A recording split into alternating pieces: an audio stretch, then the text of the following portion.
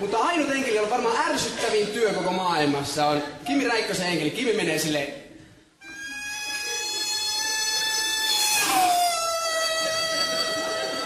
Se enkeli sinne vieraille silleen... 2 kertaa kisan aikana saa...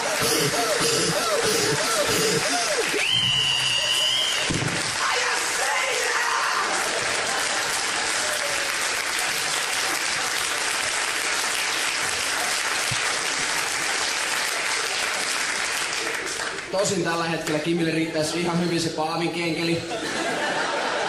Ei näytä kaverilla mikään kiire mihinkään.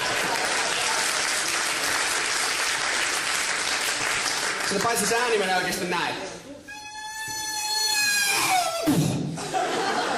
Ja skootterilla maaliin.